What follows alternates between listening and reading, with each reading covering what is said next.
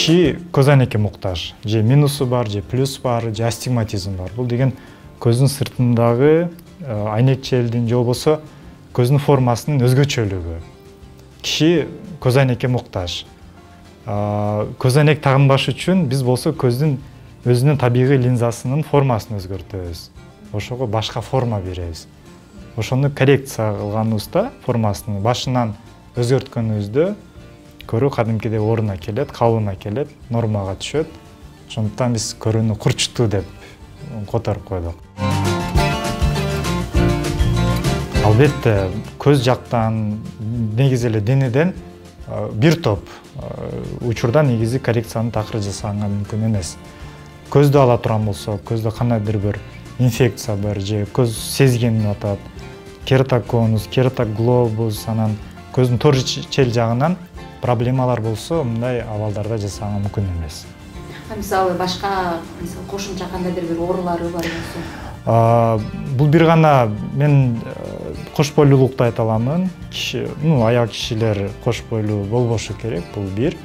Экинчиден кандайдыр албетте системалык аябай оор же болбосо кандайдыр бир оор абал боло турган болсо, инфекция болобу же кандайдыр бир системдүү оору болобу, ошол маалдарда гана аны байкап көрүш керек.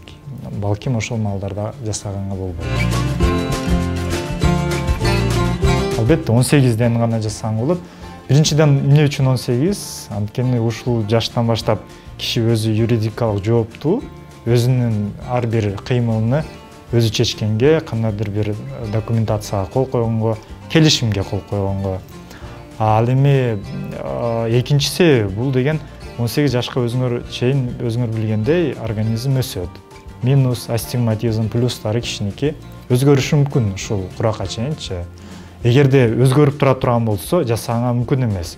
Ошондуктан 18де минустар токтосун, өсүүсүн токтоткондо гана жасаганга уруксат берилет.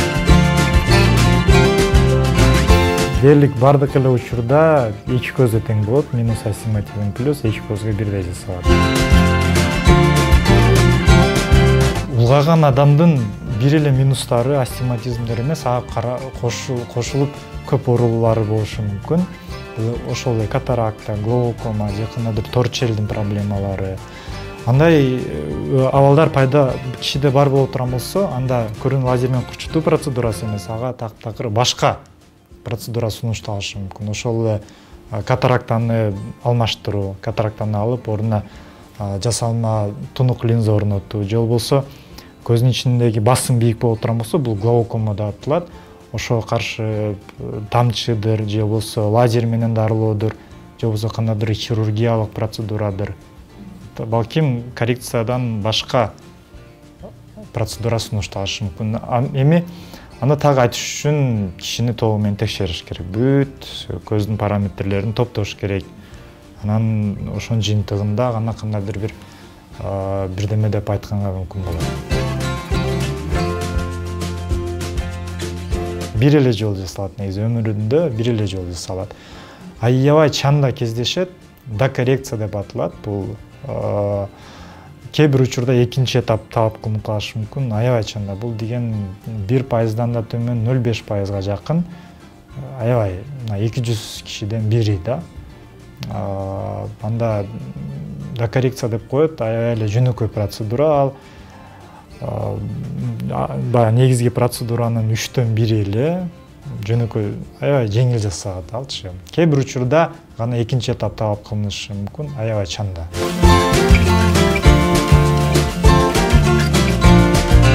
Бизде чындыгында ушул эле коррекциянын артында миф аябай эле көп. Өзүңүз да азыр эки-үчөөсүн айттыңыз, мен дагы башка бирөөсүн айта алам. Сокур болуп калат экен, төрөгөнгө чейин жасаш керек, төрөгөндөн кийин музулат экен, же болбосо коркунучтуу экен дегендейчи, ушул сыяктуу мифтер көп. Алардын бүт бардыгы чындыгында чындыктан далилденген фактылардан алыс.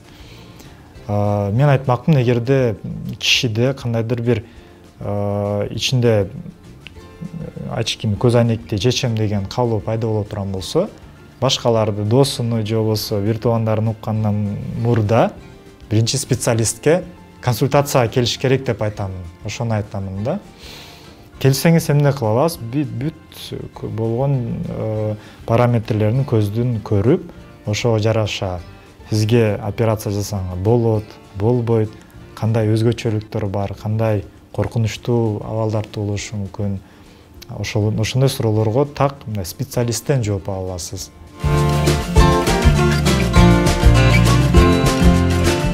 50 миңден 80 миңге чейин ушундай эч көзгө болчу. Дагы бир баасы бул каяктан келет? Чындыгында аябай бул дагы мындай талкууга сала турган суроо. Эмне үчүн мынчалык кымбат депчи? Ошол процедураны колдонурду атайын лазерлер колдонулат. Лазердик аппараттар алар чындыгында бир гана Европа, Американын эле кээ бир баягы өндүрүп чыгарган эле заводдору чыгарат. Аябай кымбатка сатып алынат, аябай эле кымбат. Анан операция жасап аткан ар бир кишиге колдонулган материалдар дагы алар бир гана ошол заводдон гана алса болот. Алар дагы аябай кымбатка турат. Ачык айтканда, ар бир кишинин көзүн операция кылыш үчүн ошол акчанын көпчүлүк бөлүгү эле ошол эле аппаратка же болбосо материалдарга кетет.